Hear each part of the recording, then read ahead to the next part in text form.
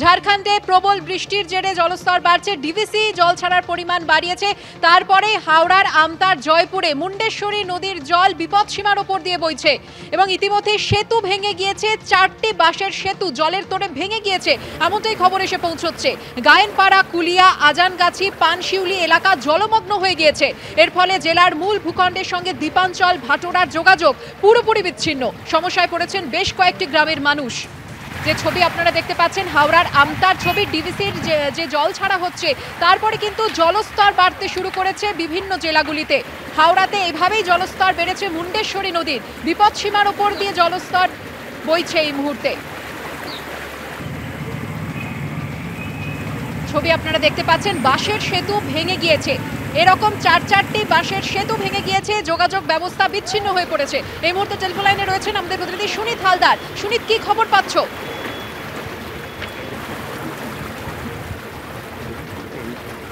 ফলে গতকাল রাত থেকেই এই আমতার বিস্তীর্ণ এলাকাতে জল ঢুকতে শুরু করেছে। আমতার 2 নম্বর ব্লকের মুন্ডেশ্বরী যে নদী আছে সেটা বিপদসীমার ওপর দিয়ে এই মুহূর্তে বইছে এবং জলের তোড়ে 4টে বাঁশের সেতু কুলিয়া, গায়েনপাড়া, আজানগাছি এবং পানশিউলি এই 4টি জায়গায় বাঁশের সেতু পুরোপুরি ভেঙে গেছে। এর ফলে ভাটোরা যে দ্বীপাঞ্চল আছে সেই ভাটোরা দ্বীপাঞ্চল মূল ভূখণ্ড থেকে, হাওড়ার যে মূল ভূখণ্ড সেখান থেকে কার্যত বিচ্ছিন্ন হয়ে গেছে এবং এই ভাটোরাতে প্রায় 70,000-এর বেশি বাসিন্দা বাস করে। তারা কিন্তু মূল ভূখণ্ড থেকে বিচ্ছিন্ন হয়ে যাওয়ায় তারা কার্যত সমস্যায় পড়েছে। ঘটনাস্থলে প্রশাসনের কর্তারা ছুটে গেছে। আজ সকালে নতুনভাবে যোগাযোগ ব্যবস্থা তৈরি করার জন্য কাজ শুরু হয়েছে এবং যেটা জানা যাচ্ছে যে গতকাল গভীর রাতেই প্রবল জলের তোড়ে কিন্তু এই 4টে বাঁশের সেতু ভেঙে যায় এবং এর ফলেই এই বিপত্তি। একই সঙ্গে আমরা দেখতে পাচ্ছি কানা দামোদর নদী, যেটা দামোদর নদীর সঙ্গে সরাসরি সংযুক্ত, সেটার জলস্তর বেড়ে গেছে এবং হাওড়ার জগৎবল্লভপুরে কিন্তু একই সমস্যা দেখা দিয়েছে। জগৎবল্লভপুরের যেখানে হাফিজপুর বলে যে জায়গাটি আছে সেখানে মাটির বাঁধ ভেঙে যায় এবং গ্রামের মধ্যে জল ঢুকতে শুরু করেছে এবং ওই এলাকায় যে মাছ চাষ হয়, যে জলাশয় আছে বড়, সেখানেও কিন্তু জল ঢুকতে শুরু করেছে।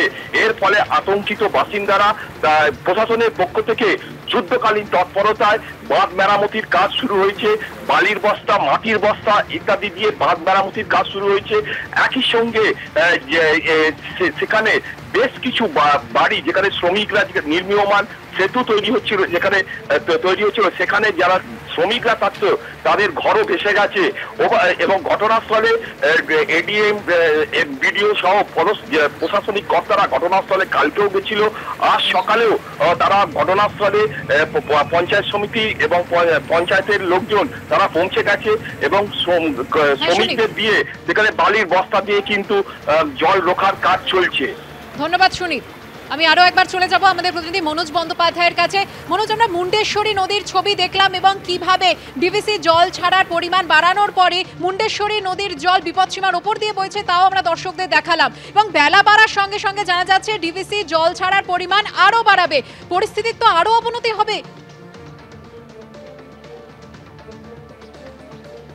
হ্যাঁ দেখো, সেটা আমরা কথা বলেছিলাম। এখানে সেচ দপ্তরের যে আধিকারিক রয়েছেন তারা যেটা জানাচ্ছিলেন, যে সিও সুমন মজুমদার, তিনি বলছিলেন যে যেহেতু পাঞ্চেত থেকে জল ছাড়ার পরিমাণ বাড়ানো হয়েছে, অর্থাৎ 1,14,000 কিউসেক জল ছাড়া হয়েছে এবং এই জলটা যেহেতু ঝাড়খণ্ডে বৃষ্টি হয়েছে বলে সেই ঝাড়খণ্ডের যে জলাধার পাঞ্চেত থেকে সেই জল ছাড়া হয়েছে এবং এই জল যখন দুর্গাপুর ব্যারেজে এসে পৌঁছচ্ছে, এর সাথে কিন্তু পার্শ্ববর্তী জেলাগুলো গত দুদিনের বৃষ্টিপাতের যে জল সেটাও কিন্তু যোগ হচ্ছে। সুতরাং দুর্গাপুর ব্যারেজ থেকে সেই জন্য ধাপে ধাপে জল ছাড়ার পরিমাণ বাড়ানো হচ্ছে। সেচ দপ্তর সূত্রে যেটা বলা হচ্ছে যে তারা চেষ্টা করছে যতটা কম বাড়ানো যায়, অর্থাৎ এই সেচ দপ্তর দুর্গাপুর ব্যারেজে অল্প অল্প করে সামান্য করে বাড়িয়ে জলটা ছাড়ছে, যাতে খুব বেশি বন্যার এফেক্ট না হয় দামোদর তীরবর্তী এলাকাগুলোয়। কিন্তু তুমি জানো যে দুর্গাপুর ব্যারেজ থেকে 1 লক্ষ কিউসেক হারে যখন জল ছাড়া হয়, বিগত বছরগুলোয় আমরা দেখেছি যখনই 1 লক্ষ কিউসেক জল লক্ষ্যমাত্রা পৌঁছয় তখনই কিন্তু হুগলি এবং হাওড়া তার একাংশ দামোদর তীরবর্তী জায়গাগুলো কিন্তু এই খানাকুল, পুরসুরা, উদয়নারায়ণপুর, এই সমস্ত আমতা, এই জায়গাগুলো কিন্তু এই দামোদরের তীরবর্তী জায়গা একাংশ প্লাবিত হয়। সুতরাং এই যে 1 লক্ষ কিউসেক হারে জল যাচ্ছে, এর ফলে কিছুটা যে ওই জায়গাগুলোতে প্লাবিত হবে বা আগামী গতকাল থেকে বা আজ থেকে যে অল্প অল্প করে জল ঢুকতে শুরু করেছে সেটা বোঝাই যাচ্ছে। এবং এই জল ছাড়ার পরিমাণ যদি আরো বাড়ে, অর্থাৎ যদি বৃষ্টি আরো হয়, যদি ঝাড়খণ্ড থেকে জল আরো ছাড়া হয় পাঞ্চেত বা মাইথন থেকে, তাহলে কিন্তু দুর্গাপুর ব্যারেজ থেকে জল ছাড়ার পরিমাণটা আরো বাড়বে। সেক্ষেত্রে কিন্তু এই প্লাবিত হওয়ার সম্ভাবনাটা আরো বাড়ছে।